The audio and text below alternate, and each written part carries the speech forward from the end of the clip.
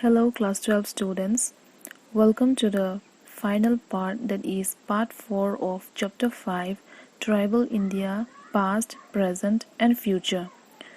Today we will be studying present condition and problems of the tribal people in India. Present conditions and problem of the tribal people. The tribal people of India are facing number of problems which can be divided into the following headings. Number 1. The problem of land alienation. Tribal of our country resides in the forest, mountains, hills, seacoast, island, etc. They identify themselves with their own territory and are skeptical about the possible interference from outsiders. If we consider history, it may be found that these tribal peoples were allowed to live peacefully within their own close area without being interfered by local rulers.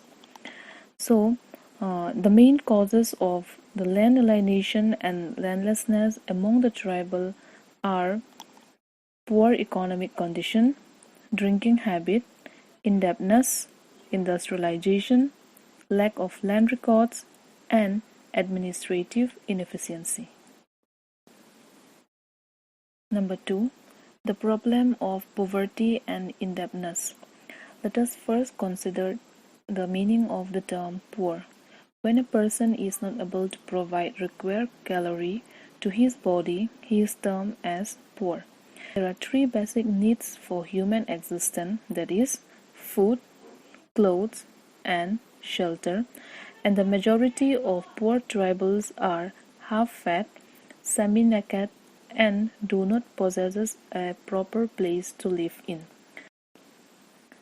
The causes of poverty and indebtedness can be summed up as land alienation, illiteracy, unemployment, increase in population, lack of cultivable land, and expensive social customs. The problem of bounded labor. This system is such a system in which a laborer takes loan from the Mahajan or landlords and in turn agrees to serve him till the principal amount and interest charged on it was not paid back. As soon as person falls in this trap of bondage, he loses all his freedom movement of work, of negotiating his wage as per as his requirement, and many more. Number 4. The problem of shifting cultivation. Shifting cultivation is popular in various names as Sweden cultivation, Jum cultivation, Kalu cultivation, or Pondu cultivation. In this type of cultivation, a specific plot of agricultural land is chosen for a year and it is left barren for next few years, and as agriculture shifts from one plot to another, it is termed as shifting cultivation. This cultivation is existing in almost all states of northeast like Assam, Arunachal Pradesh, Manipur, Meghalaya, Mizoram, Nagaland, Tripura. Partly, this cultivation is prevalent in the states of Jharkhand, Andhra Pradesh, Orissa, Madhya Pradesh, Kerala, Maharashtra, and Sikkim. The economy of shifting cultivation is subsistence like oriented and non-profit oriented. As the plot of land cultivated in a specific year is left for next few years, it creates as pressure on the economy as the number of people are increasing day by day. Also, due to shifting cultivation, a threat of environmental imbalance is felt. Number 5, that is the problem of housing. The tribes are basically hunter-gatherers or engage in shifting cultivation. So, there is a tendency among them of moving from one place to another. As their economy is an example of wandering economy. They are not in a position to build a permanent house. Usually, their huts are made up of grasses, bushes, leaves, bamboo, woods, etc., which are prone to fire or any sort of natural calamity. They are now suffering from the problem of non-availability of adequate forest products required for their huts. Number 6, that is the problem of education. Tribal society possess their own educational institutions like Dhumkuria, Gitoria, Betelaha, Gotul, etc. But these institutions are no more found sufficient to cater to the needs of modern times. In this part of Indian society, attempts were made to impart modern education by the state and central government. However, the main causes of low literacy among the tribals are lack of educational institutions in remote tribal areas and medium of teaching in non-tribal language, that is, medium of teaching is not tribal language, and non-enrollment, non-attendance, and dropouts due to cultural practices and migrations for work, also poverty. Number 7, the problem of drinking. According to the tribal tradition, drinking is a part of their life. During the performance of ceremonies, festivals, rituals, social feasts, marriage feasts, etc., sharing of haria, that is, rice beer, by the community members is a must.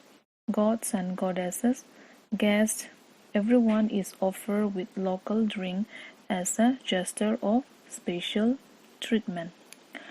The drinking habits and addiction of the people in the tribal community lead to the following problems, like sale and mortgage of lands, child labor and bonded labor, crime and juvenile delinquency, health problems, and sale of working hours and even votes.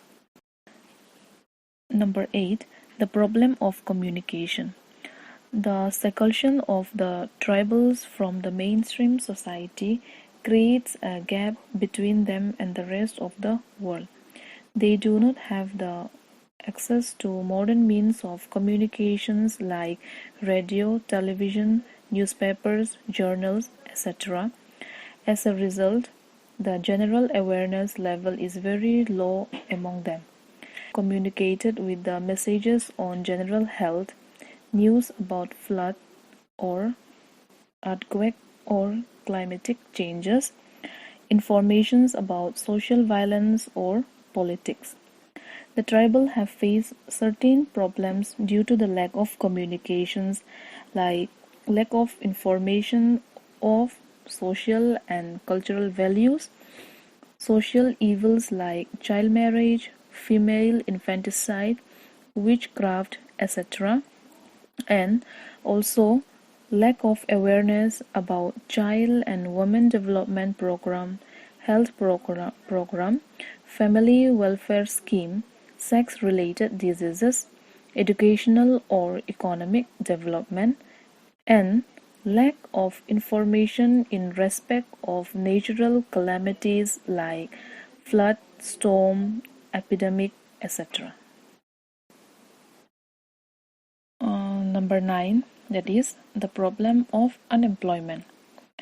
The lands which tribals now possesses do not provide employment to them round the year.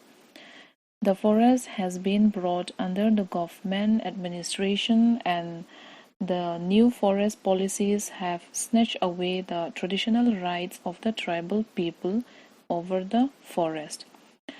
The division of land in each generation and the pressure of population on the land have reduced the unemployment opportunities among the tribals.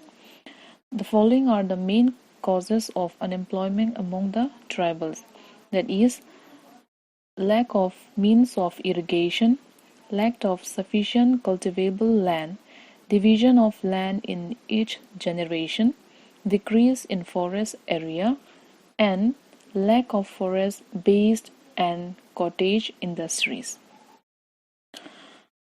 Number 10, that is the problem of health and sanitation. Due to isolation and lack of communication, the tribal people are not being able to attain the benefits of the program related to general health, reproductive health, children, expectant mother, lactating mother, family welfare, and communicable diseases, also sex-linked diseases, AIDS, etc. And the communication of doctors, nurses, health servants is lacking, and the health center and subcenters are not operating properly. As a result, the tribal are always facing health problems, and they still depend on witchcraft, sorcery, indigenous medicine, etc. And the main causes of ill health in tribals are unemployment, belief in witchcraft, physical and sexual exploitation of women, lack of awareness towards the health-related programs and health education, lack of pure drinking water, proper houses and clean environment, and also absence of proper concept of family welfare programs. Number 11, the problem of malnutrition. The tribals were inhabited with specific forest-based food, but as a result of recent policies, the roots, shoots, leaves, flowers, fruits, etc., which were part of their regular diet, are no more sufficiently available. On the other side, they are not familiar with modern nutritious food items. As a result, tribals are now facing the problem of nutrition deficiencies and malnutrition. The main causes associated with this malnutrition among the tribals are poverty, unemployment, bounded labor, child labor, lack of animal food due to migratory nature, lack of training in livestock like goats, chickens, ducks, etc., prohibitions on collection of minor forest product, and low earning of wages. Number 12, the problem of labor migration. As we know that the tribal people mainly work as labor force in the present socio-economic system. After harvesting, they become unemployed for a specific period of year. In a tribal area, the labor market is very limited. So they sell their labor in different areas for building construction, road construction, etc. And these tribal people visit neighboring areas and even faraway places in search of work, and they lead a migrant life. They have to go and return by investing money from their own pockets. The migrations of labor bring the following evil consequences in the tribal society, that is, bounded labor, child labor, exploitation, oppression, sexual exploitation, sexual diseases, and ill health due to intoxication and low quality of food. Policies of the Government of India for upliftment of scheduled caste and scheduled tribe. In the post-independent period, Indian government has implemented several policies to accommodate the tribal people in mainstream process of advancement.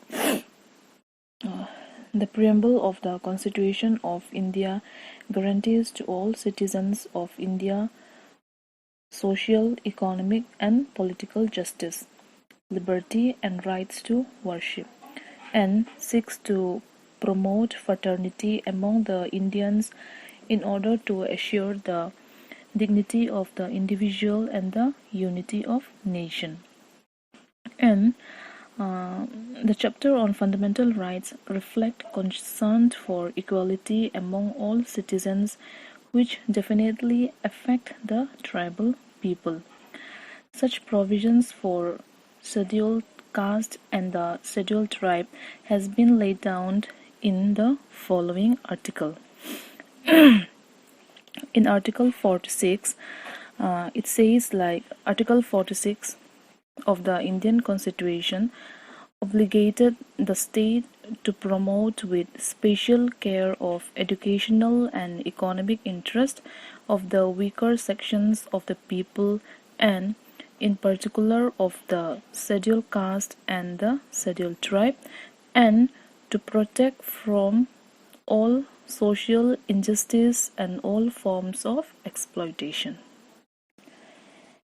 And Article 164 of the Indian Constitution provides a Ministry of Tribal Welfare in 3 states of Bihar, Madhya Pradesh and Orissa, who may in addition be in charge of the welfare of SC, that is scheduled caste, and the backward. Article 275 provides special funds for the promotion of such tribal welfare, and this tribal welfare, with the promotions of these funds, they contribute to the society. Article 339 and 340 provide powers to the President to call for special administration and to appoint an investigation commission, and within this level also the governors are empowered to look into the details of tribal welfare measures.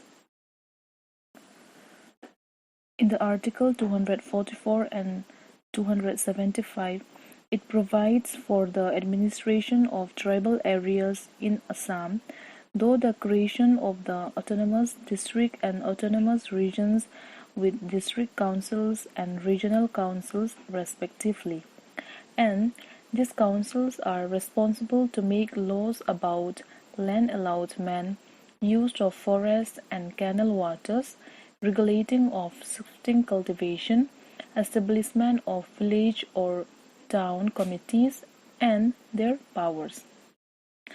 It also includes like inheritance of property, marriage and other social customs, and this constitution requires the council to maintain a regular account of revenue and expenditure.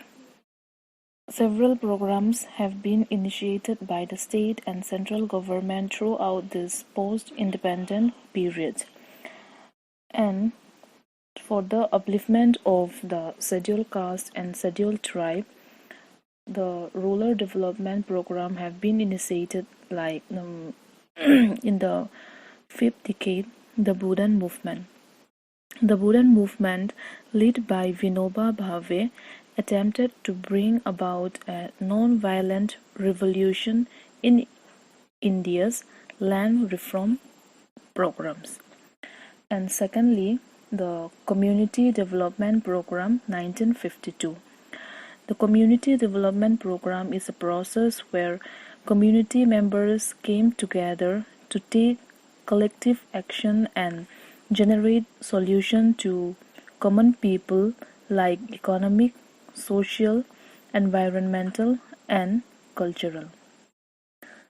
Thirdly, the Panchayat Raj Yojana, that is, in India, the Panchayat Raj generally refers to the local self-government of villages in rural India as opposed to the urban and suburban municipalities. In the 6th decade, there is a Tribal Area Development Program in the year 1962. It was proposed to extend economic assistance to tribal families during the planned period, and the main objectives are elimination of exploitation of tribes, infrastructure development, etc. And the second one is Extensive Agriculture Program 1964. The Extensive Agriculture Program is to achieve rapid increase in the level of agriculture production through a concentration of financial, technical, etc. And thirdly, Agriculture Labor and Marginal Farmer Program 1969. The principal objective of this scheme is to assist the marginal cultivators in making the maximum productive use of their small holdings by undertaking horticulture, animal husbandry, and dairy. In the 7th decade, there are programs like Drought-Prone Area Project 1973, which is the earliest area developmental program launched by central government to tackle the special problems faced by those fragile areas which constantly affected by severe drought condition. And secondly, the Rural Employment Scheme 1972. The Rural Employment Scheme is to provide for the enhancement of livelihood security of the household in rural area of the country by providing at least 100 of guaranteed wages employment in every household. Thirdly,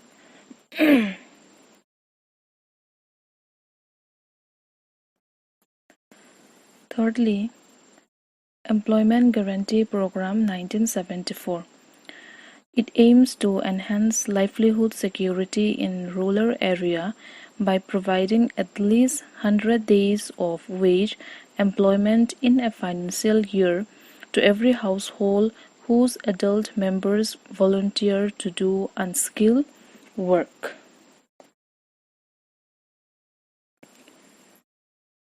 20-point program in the year 1975, which is launched by Prime Minister Indira Gandhi, and it actually meant to give a thrust to scheme relating to poverty alleviation, employment generation in rural areas, housing, education, etc.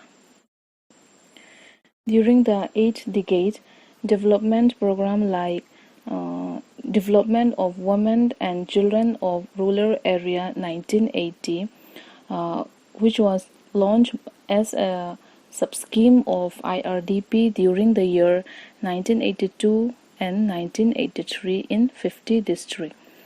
It is also one of the initiatives taken by this ministry was the introduction of exclusive program for women, that is, development of women and children in rural area, considering women as a critical to development, also enabling organized participation of group of women. Next is Jawahar Rojgar Yojana 1989. The Yojana was implemented at rural scale, like in every village was to be covered through Panchayati Raj Institute Employment Program of India at that time, with a general objective of providing 90 to 100 days employment per person, particularly in backward district. And Indira Awas Yojana 1989 have been launched to fulfill the basic needs of the Indian, the Indira Gandhi Awas Yojana for scheduled caste and scheduled tribe and minorities people below poverty line, widow, family members of defense personnel and paramilitary forces are eligible to get financial help under this scheme. During the 9th decade, there were programs like Prime Minister Rojgar Yojana 1993, which is launched on 2nd October 1993 to assist educated unemployed youth to set up self-employment ventures.